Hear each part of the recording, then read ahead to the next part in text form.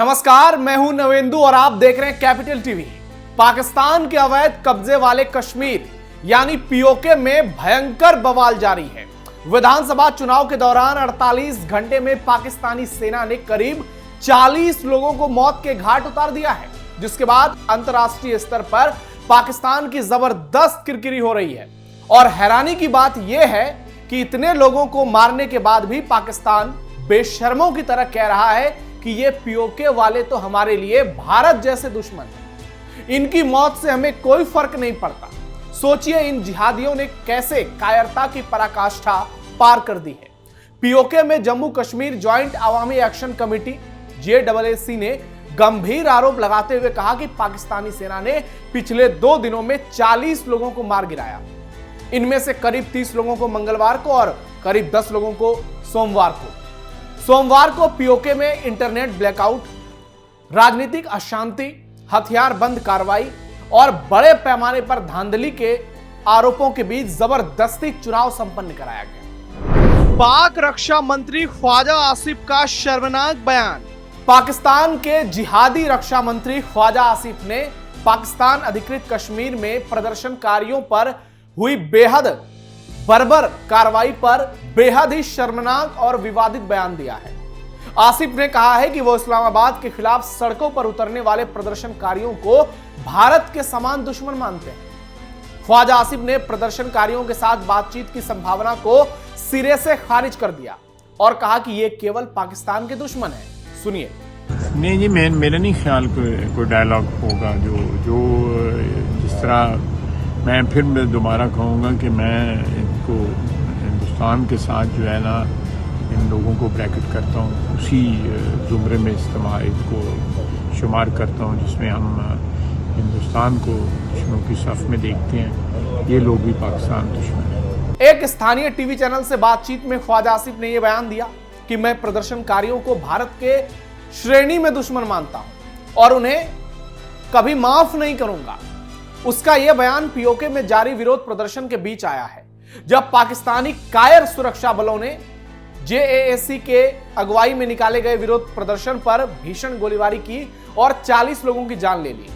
यह बताता है कि पाकिस्तान न सिर्फ एक बेशर्म मुल्क है, बल्कि यह नापाक मुल्क कभी सुधर ही नहीं सकता। इन लोगों ने न सिर्फ गोलियों के बूते लोगों की जान ली है, बल्कि कथित लोकतंत्र की भी हत्या कर दी है। ख्वाजा आसिफ पहले भी विवादास्पद बयान देता रहा है। पिछले ही महीने जून में उसने सिंधु जल संधि को लेकर बयान दिया था कि जिस पल हमें सुरक्षा पर खतरा लगेगा हम भारत के खिलाफ जंग छेड़ देंगे। हालांकि इसकी औकात नहीं है जंग छेड़ने की। इतना बुरी तरह से ये पीटा है ऑपरेशन सिंदूर में कि तब से सिर्फ गीदड़ भपकी दे रहा है और भारतीय सेना ने बता दिया है कि ज्यादा उछल कूद करोगे तो फिर शांत कर देंगे। पीओके चुनाव में पाकिस्तान की भयंकर धांधली। मंगलवार को पाकिस्तानी चुनाव आयोग की तरफ से जारी अनौपचारिक नतीजों के मुताबिक पाकिस्तान के कब्जे वाले कश्मीर यानी पीओके में विधानसभा चुनाव के पहले चरण में पाकिस्तान मुस्लिम लीग यानी PMLN सबसे बड़ी पार्टी बनकर सामने आई। पार्टी ने मीरपुर डिवीजन की 13 में से 9 सीटों पर जीत हासिल की। पाकिस्तान के न्यूज़पेपर द डॉन के मुताबिक फॉर्म 26 और फॉर्म 27 पर आधारित शुरुआती नतीजों में PMLN अपने मुख्य प्रतिद्वंदी पाकिस्तानी पीपल्स पार्टी यानी PPP से काफी आगे रही। PPP सिर्फ 4 सीटें ही जीत पाई। पीओके में कड़ी सुरक्षा के बीच हो रहे 3 चरणों वाले चुनाव के तहत सोमवार को वोटिंग हुई। हालांकि वोटिंग का पहला चरण मारपीट, हिंसा और चुनाव में धांधली के आरोपों से प्रभावित रहा। PMLN और PPP ने वोटिंग के दौरान एक दूसरे पर चुनावी गड़बड़ी के गंभीर आरोप लगाए। अनौपचारिक नतीजों से पता चलता है कि मीरपुर डिवीजन के तीनों जिले में PMLN ने ज्यादातर सीटें जीती। सुरक्षा कारणों से चुनाव 3 चरणों में कराने की बात कही गई और कराया गया, लेकिन चुनाव के दौरान भयंकर धांधली हुई।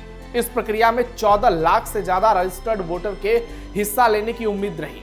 कुल मिलाकर पहले चरण में मीरपुर डिवीजन के मीरपुर, भीमबार और कोटली जिलों की सभी 13 सीटों पर वोटिंग शुरू होने से पहले चुनाव अधिकारियों ने 2500 से ज्यादा पोलिंग स्टेशन बनाए और सभी जिलों में चुनाव का सामान भेज दिया। खूब माहौल बनाया, लेकिन जब चुनाव हुआ तो इतना बवाल मच गया कि गोलीबारी तक करनी पड़ गई, क्योंकि ये लोग बेईमानी से चुनाव जीत रहे हैं और ये सिर्फ दिखावा है। असली इसका मकसद तो मुनीर को मजबूत करना है। यह मुनीर के गुंडे, इन लोगों ने पीओके में आतंक मचा रखा है और अब वक्त आ गया है कि दुनिया इस पर एक्शन ले, खास करके भारत। पीओके में चुनाव बहिष्कार की मांग फिर तेज। यह चुनाव पाकिस्तान के कब्जे वाले कश्मीर में राजनीतिक उथल पुथल और विरोध प्रदर्शनों के बीच हुए थे। यह विरोध प्रदर्शन बढ़ती महंगाई, प्रशासन से जुड़ी समस्याओं और सब्सिडी वाले गेहूं के आटे और बिजली की मांग को लेकर हुई। बहुत सारी मांगें इससे और भी जुड़ी हैं। प्रदर्शनकारियों ने कोर्ट के उस फैसले का भी विरोध किया जिसमें पाकिस्तान में बसे प्रवासियों के लिए विधानसभा की 12 सीटें आरक्षित रखने को सही ठहराया गया था। Joint Awami action committee PoK के कई राजनीतिक दलों, ट्रेड यूनियनों और सामाजिक संगठनों का एक गठबंधन है। यह संगठन पिछले कुछ सालों से स्थानीय अधिकारों और प्रशासनिक फैसलों को लेकर आंदोलन करता रहा है, मांगों को लेकर प्रदर्शन करता रहा है, लेकिन इस पर गोलियां चलती रही। 2024 में जैक ने महंगाई, बिजली बिल और टैक्स के खिलाफ बड़ा आंदोलन चलाया था और एक बार फिर से आंदोलन हुआ तो मौत के घाट लोगों को चुन चुनकर ये मुनीर की जो नापाक सेना है ये वही कर रही है। पीओके में हालात गंभीर, यूएन से दखल की मांग। पाकिस्तान के कब्जे वाले कश्मीर में हालात तनावपूर्ण हो गए हैं, बद से बदतर हो गए हैं। 40 लोगों की जान पाकिस्तानी सेना ने ले ली है और बड़ी तादाद में लोग घायल भी हैं। हजारों गिरफ्तारियों की खबर पहले ही आ चुकी है। बिगड़ते हालात को देखते हुए मानवाधिकारों से जुड़े संगठन ने OHCHR यानी office of the United Nations high commissioner for human rights से फौरन हस्तक्षेप की मांग की है। Jammu Kashmir human rights observatory ने कहा है कि यह मौत उस समय हुई जब ज्वाइंट आवामी एक्शन कमेटी की ओर से शांतिपूर्ण लॉन्ग मार्च 27 जुलाई को रावलकोट से मुजफ्फराबाद की ओर शुरू किया गया और मार्च में बड़ी संख्या में नागरिक शामिल हुए। अनुमान के तौर पर 1 लाख से ज्यादा लोग इस मार्च में शामिल हुए थे और मुनीर यह बर्दाश्त नहीं कर पाया। प्रदर्शनकारी पीओके विधानसभा की 12 शरणार्थी सीटों को खत्म करने की मांग कर रहे हैं। हिंसा के बाद पाकिस्तान ने पूरे पीओके में एक्स्ट्रा फोर्स, पैरामिलिट्री और आर्म्ड कांस्टेबलरी तैनात कर दी है। पूरे इलाके में धारा 144 लागू कर इंटरनेट सेवाएं बंद कर दी गई हैं और अगर कोई सरकार और सेना के खिलाफ बातें करता है तो उस पर बहुत ही खतरनाक एक्शन होता है। पीओके की 12 शरणार्थी सीटों का क्या है विवाद? पीओके विधानसभा में कुल 53 सीटें हैं। इनमें 8 सीटें महिलाओं, टेक्नोक्रेट्स और दूसरे आरक्षित वर्गों के लिए है। बाकी 45 सीटों पर सीधे चुनाव होते हैं। इन्हीं 45 सीटों में 12 सीटें उन कश्मीरी शरणार्थियों के लिए है जो 1947 और उसके बाद जम्मू कश्मीर से पाकिस्तान चले गए थे। इन सीटों के वोटर पीओके में नहीं बल्कि पाकिस्तान के पंजाब, खैबर पख्तूनख्वा और दूसरे इलाके में रहते हैं। इस बार इन 12 सीटों पर करीब 6 लाख वोटर वोट डालेंगे। जैक का आरोप है कि इन सीटों के जरिए इस्लामाबाद की राजनीतिक पार्टियां पीओके की सरकार के गठन में दखल देती है। कई बार इन सीटों के नतीजे विधानसभा में बहुमत का समीकरण बदल देते हैं। यही कारण है कि जैक की मांग है कि विधानसभा चुनने का अधिकार सिर्फ पीओके में रहने वाले लोगों के पास होना चाहिए और 12 शरणार्थी सीटों की व्यवस्था भी खत्म की जाए। विपक्षी दलों का भी आरोप है कि इन सीटों का इस्तेमाल चुनावी नतीजों को प्रभावित करने के लिए किया जाता है।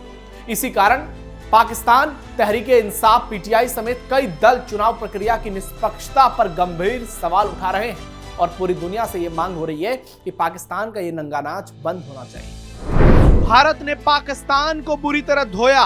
भारत ने भी पीओके में हो रहे चुनाव को खारिज करते हुए इसे दिखावटी कवायद बताया है। विदेश मंत्रालय के प्रवक्ता रणधीर जायसवाल ने कहा है कि पाकिस्तान इस प्रक्रिया के जरिए अपने अवैध कब्जे और मानवाधिकार उल्लंघनों पर पर्दा डालने की कोशिश में लगा है।